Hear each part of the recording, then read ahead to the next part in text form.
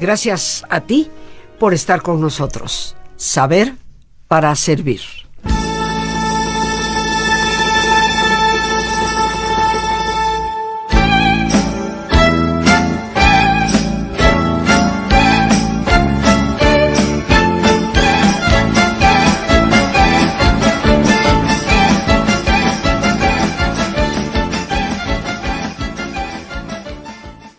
Y estamos escuchando, queridos amigos, una melodía titulada Kalinka, una melodía típica rusa que en sus diferentes partes también nos va a dar una visión de esa enorme alegría del pueblo ruso y a la vez de una profunda tristeza que lo ha invadido durante siglos. Y hoy, con esta música, en Jueves Cultural, estaremos hablando de uno de los grandes entre los grandes de la literatura universal, Fyodor Dostoyevsky, este extraordinario autor ruso del siglo XIX.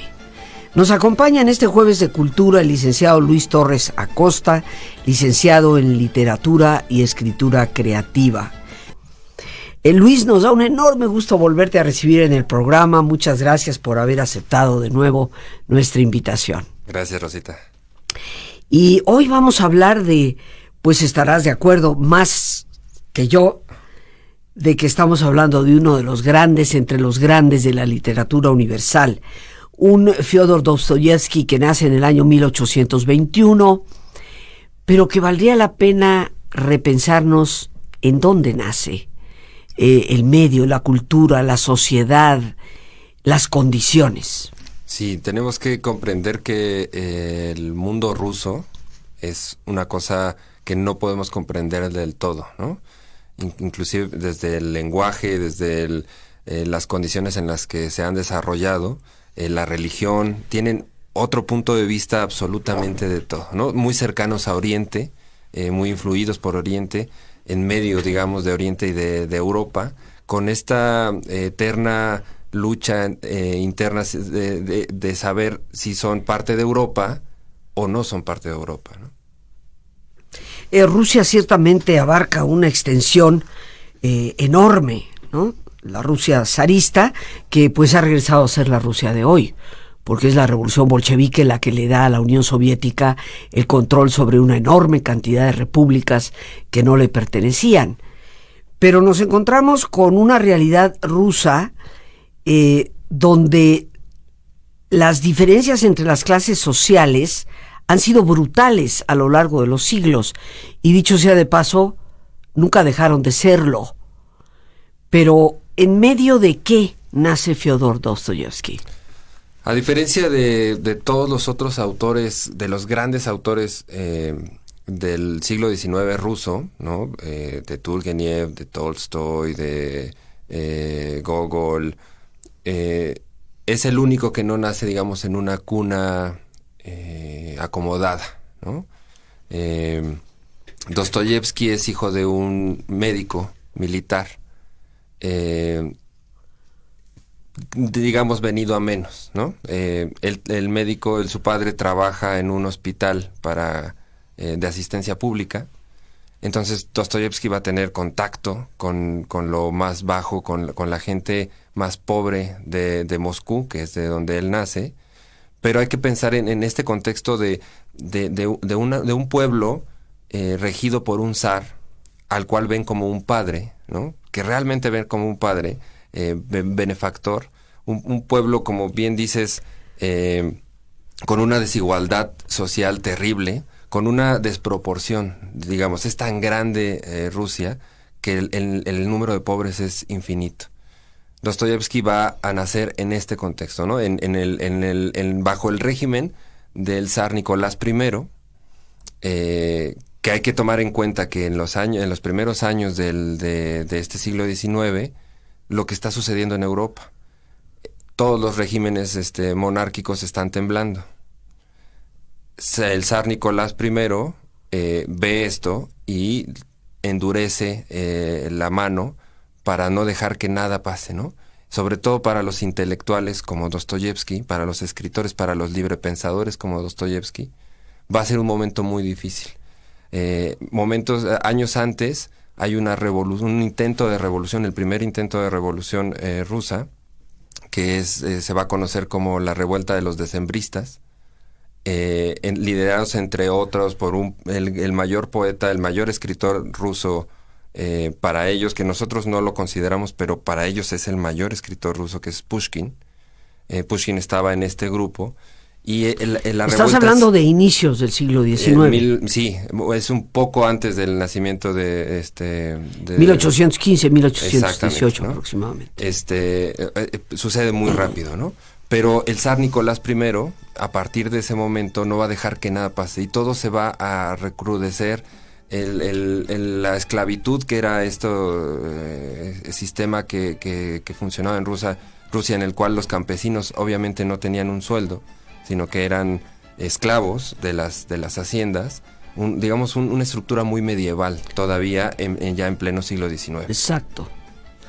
Como la estructura del medievo, en donde estaba el señor del castillo, y bueno, los trabajadores, todos ellos, subsistían porque se les daba la comida, se les daba algo de ropa, se les daba techo, casa, pero no ganaban un centavo.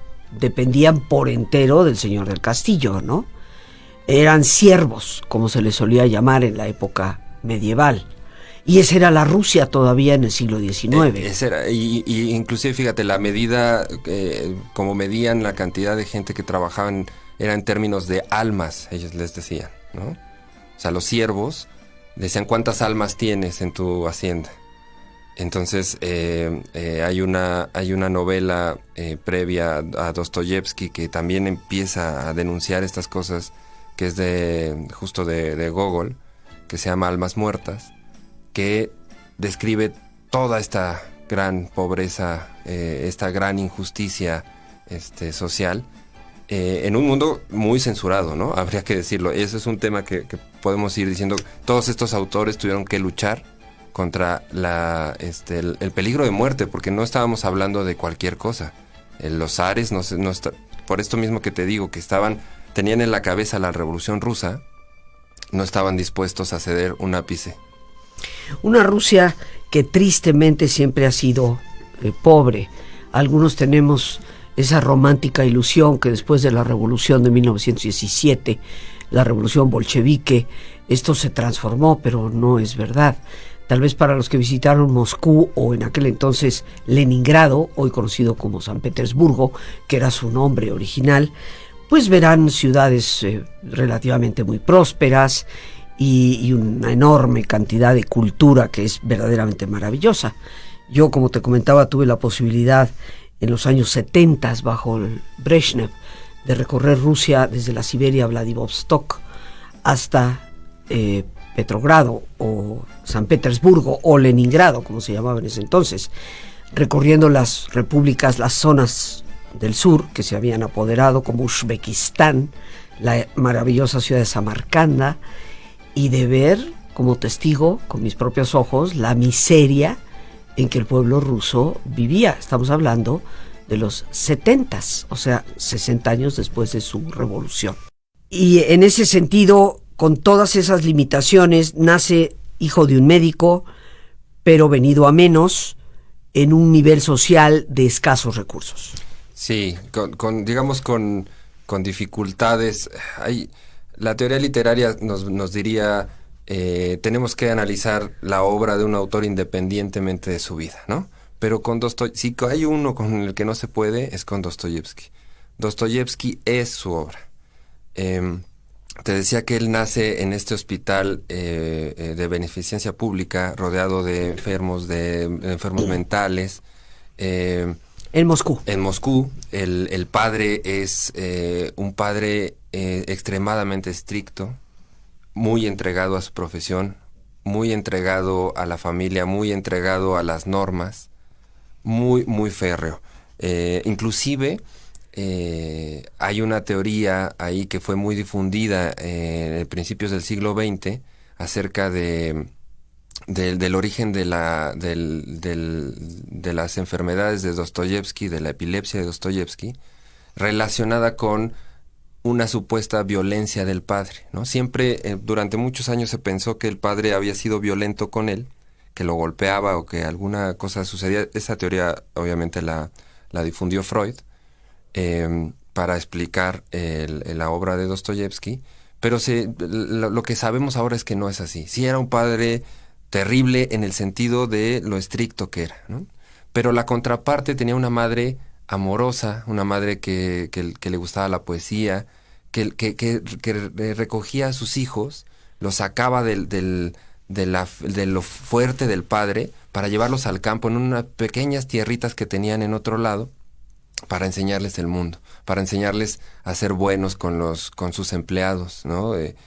Dostoyevsky nos va a contar en sus memorias, él recordando con los trabajadores ahí, con los siervos de esas pequeñas tierras muy chiquitas que apenas si podían dar para algo,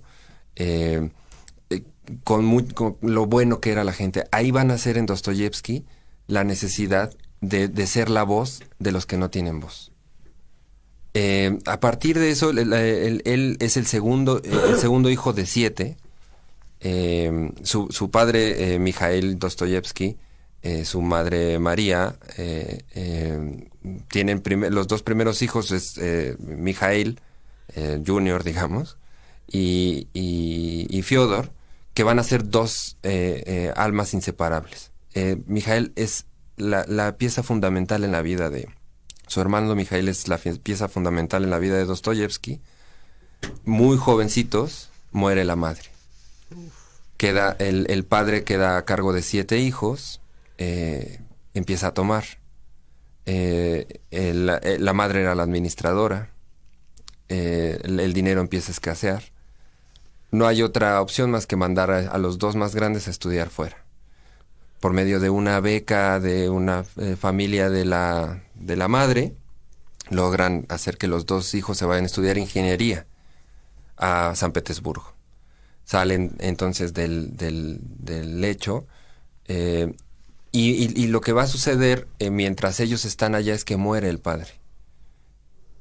Con otra de las grandes teorías ficcionales que se han hecho sobre Dostoyevsky, se cuenta que el primer ataque epiléptico que tiene Dostoyevsky es cuando lee en una carta que su padre ha muerto, pero que había sido asesinado, linchado por los empleados de la hacienda. Esa teoría también de Freud quiere determinar que Dostoyevsky había querido matar a su padre, ¿no? Es una teoría psicoanalítica que, como muchas cosas en Freud, están acomodados los hechos históricos. Claro, yo te puedo decir que ahí Freud, reflejando parte de su vida. Él tuvo pésimas relaciones con su papá, lo detestaba, literalmente. Entonces está reflejando su propia experiencia en Fyodor Dostoyevsky. Claro, y también en la época, con los pocos datos históricos que tenían, aunque ya para 1921, cuando Freud desarrolla esta teoría, ya había muchas otras versiones que podían tirarla. Uh-huh. Dostoyevsky quería a su padre, lo quería no como quiso a su madre, pero lo quería en el sentido de que respetaba las leyes y siempre siguió, porque su padre era un hombre bueno, un hombre terrible. O sea, de mal carácter, bueno, pero un hombre bueno, de principios. No, de mal carácter, te digo que cuando él llegaba ya no podía, tenían que apagar las luces y callarse todos. De ese tipo, ¿no? Pero hay que pensar que era un hombre ruso del uh-huh. Principios del siglo, final del siglo XVIII, principios del siglo XIX, pues actuaba como un hombre ruso de ese contexto. Ahora, al morir el padre, él se queda en San Petersburgo. Sí, se queda en San Petersburgo porque ya está a punto de recibirse, con una mano atrás y otra adelante, pero él en realidad nunca quiso ser ingeniero, ¿no? Evidentemente, él desde muy niño le interesó la literatura por su madre, había leído muchas cosas y entonces decide que se va a quedar en San Petersburgo, pero que va a tratar de ser escritor. En un principio va a ser traductor de Balzac. Mira, empieza autor francés. Porque evidentemente la educación rusa en el momento el francés era obligatorio, entonces todos eran bilingües. Que recordar que es la etapa posterior a Napoleón. Con unas obras de teatro, ¿no? A experimentar por ahí. Él es un gran lector de Shakespeare, pero no encuentra como su voz. Y también hay que decirlo, él era un chico muy tímido. Era más bien chaparrito, menudo. Pronto escribe su primer novela, que se llama Pobres Gentes. Encuentra un editor que es el mejor editor de San Petersburgo, que se queda fascinado con la novela y tiene su primer gran éxito. O sea, su primera novela es un éxito, ya fue un éxito rotundo. Soltero todavía, muy joven, porque era una obra que hablaba de cuestiones sociales. Pobres Gentes es una novela epistolar sobre un viejo que se enamora de una jovencita, los dos muy pobres. Va a suceder una cosa en su vida que le va a cambiar para siempre. En estos años él se empieza a juntar con los jóvenes revolucionarios de la época, y el zar Nicolás I, como yo te lo decía, no estaba dispuesto a tolerar ningún intento de revolución. Esto ya estamos hablando más o menos por ahí de 1840. En los años 40, ¿no? Uh-huh. Hay una redada, detienen a todos los que estuvieron en esa reunión, y Dostoyevsky termina en la cárcel, condenado a muerte. En el último instante, en diciembre del 49, Dostoyevsky es perdonado, y el grupo de condenados es perdonado antes de ser fusilados. La verdad de la historia es que ya el zar ya había dado la orden, pero querían dar una lección. Entonces hasta el último instante llega la orden. O sea, ya frente al paredón y con los rifles apuntando. Les hicieron toda la pantomima de que los iban a matar para darles una lección. Con frecuencia existe en nosotros la tendencia a vivir en el pasado, atribuyéndole todo lo que nos afecta en el presente. De igual forma, la ansiedad e incertidumbre respecto al futuro nos impide decidir acertadamente en el hoy. Te invito a descubrir las herramientas efectivas que te ayudan a liberarte de las sombras del ayer y le dan a tu futuro posibilidades extraordinarias desde tu presente. Cuando el alma recuerda, entre nostalgia y propósito. Te invito a participar el próximo martes 11 y miércoles 12 de agosto de 7 de la tarde a 9 de la noche. Un taller en línea que te dará herramientas efectivas para moverte desde esa nostalgia que a veces nos atrapa hacia un propósito, un sentido y un ánimo y entusiasmo de vida. Para informes puedes llamar al 55 37 32 91 04.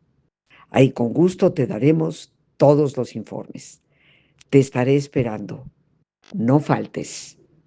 55 37 32 91 04. Fyodor Dostoyevsky nace en 1821. A los 25 años de edad escribe una novela titulada Pobres Gentes. Fue un gran éxito. Uno pensaría que de ahí al estrellato. A los 28 años de edad es encarcelado por ser parte del movimiento revolucionario, entre comillas lo podríamos poner, y los acalambran, ¿no? Ya frente al paredón, bueno, pues viene el perdón del zar y finalmente no lo fusilan. Una persona con un problema de salud, como es la epilepsia, se casa. ¿Qué pasó con Dostoyevsky? Es que va a ser condenado, hay que decirlo. O sea, libra la pena de muerte, pero es condenado a trabajos forzados en Siberia. Y entonces ahí va a pasar 8 años. 4 años en Siberia, encerrado. Y cuando nosotros, hay que decirle a la gente que no es cualquier cosa ir a la cárcel en Siberia. Es en las peores condiciones climatológicas, 20 grados bajo cero, 30 grados bajo cero, en las peores condiciones de vida. Ahí va a estar 4 años y luego otros 4 años, digamos, como en una especie de servicio militar en las afueras de Siberia, ya digamos en una casita y tal, y ahí va a conocer a su primera esposa, ¿no? María era una viuda, ¿no? Cuando él la conoció todavía estaba casada, muere el esposo y él cae enamorado de María. María tiene un hijo que se llama Pavel, él se va a hacer cargo de los dos y se los va a llevar a San Petersburgo, donde María moriría años después, no muchos años después, de tuberculosis, ¿no?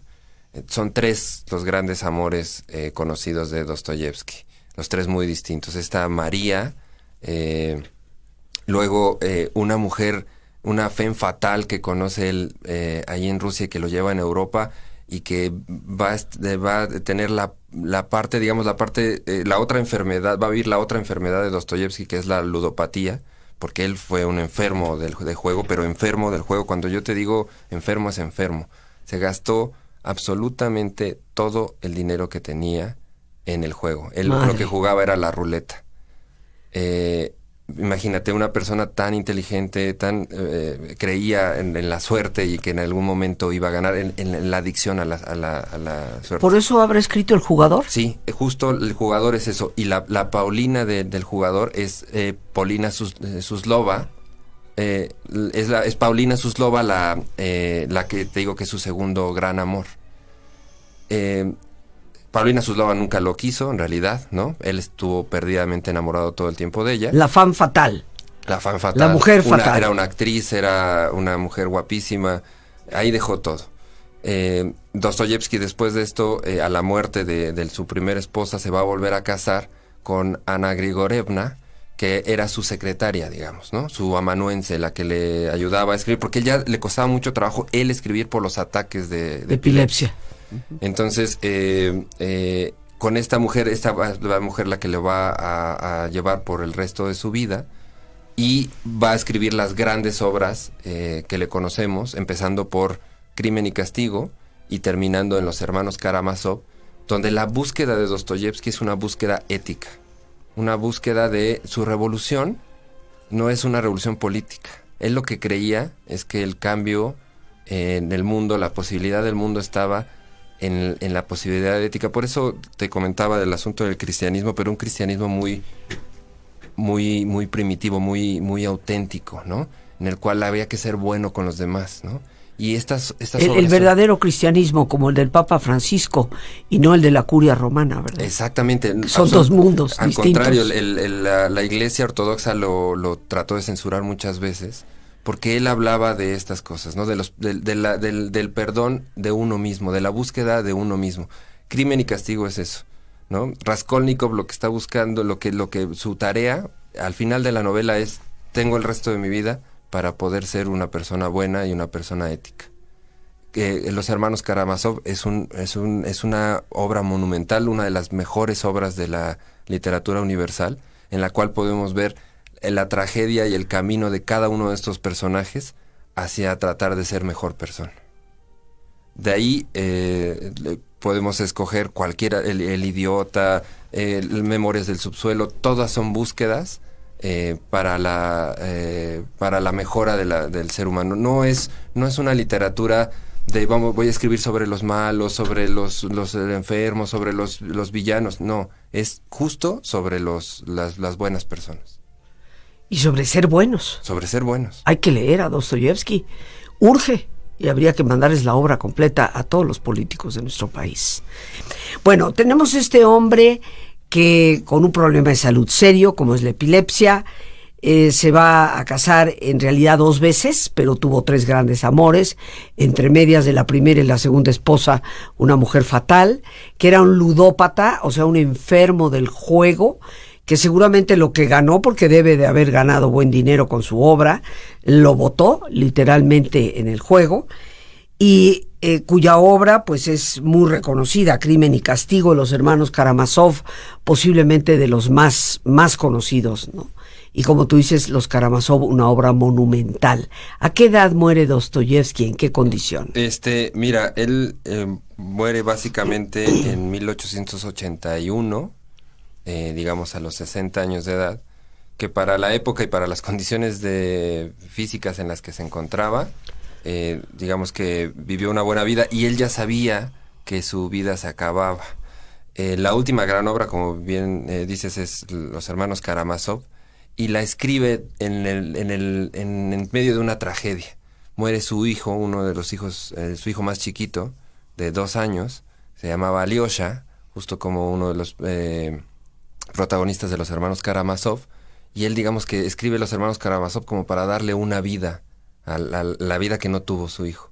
Ese Alyosha de Los hermanos Karamazov es su hijo. Es su hijo. Y es el personaje que es el bueno, es el toda bondad, el nuevo hombre que debería de cambiar el mundo. Después de esta obra, él tenía pensado hacer una segunda parte con la vida de Alyosha, pero lo sorprende una tuberculosis y muere en su casa. Ya hay que decirlo, ya con una fama ganada, ya con una tranquilidad, ¿no? Ya él más bien escribía regularmente en un periódico lo que se va a conocer como los diarios de un escritor. Entonces había pronunciado un gran discurso en el centenario de la vida de Pushkin, y entonces era el gran autor reconocido. Los jóvenes lo buscaban, le escribían y le decían: maestro, ¿cómo puedo salvar? No me quiero... Las chicas le decían: oye, me quieren obligar a casarme, maestro. Y él contestaba.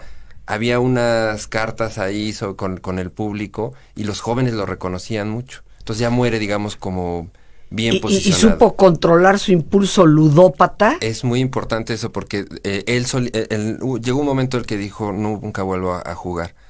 Se iba a Europa, y Ana, que era la que tuvo que vivir con esto, le tenía que mandar dinero. Entonces le decía: mándame 20 francos para regresarme. ¿Y sabes qué hacía con esos 20 francos? Los apostaba. Madre. Y esta pobre le tenía que vender sus cosas para mandarle, y así era hasta que lo iban y lo sacaban, lo rescataban. Un día, él dice: yo me encontré, perdí todo, salí con fiebre del casino, no supe dónde me paré, y de repente encontré una sinagoga. Me vi parado en una sinagoga, le escribe a Ana Grigorievna. Dice: te juro que no vuelvo a jugar. No volvió a jugar jamás. Ahí paró. Ahí paró, él solo. Se dio cuenta que... Su hijo menor falleció. ¿Cuántos hijos dejó? Son 3 hijos, son dos hijas y un hijo. Una de las... la hija mayor es la que tiene una biografía muy importante de su padre, y se le murieron 2 hijos. Este chico... ¿Y el primero, el que, digamos, adoptó? Pavel, él se hizo cargo, digamos, hasta que fue adulto Pavel, pero lo siguió viendo, pero no vivía con él, ¿no? En realidad, Pavel hizo su vida. Fue un padre no tan amoroso con él, pero sí se hizo cargo hasta donde pudo de Pavel. Y muere finalmente en 1881, una vida verdaderamente extraordinaria. Y Luis, pues el tiempo se nos ha terminado. Te queremos dar las gracias por estar una vez más con nosotros. Y a leer, queridos amigos, y más a alguien como Fyodor Dostoyevsky. Las gracias a Dios por este espacio que nos permite compartir.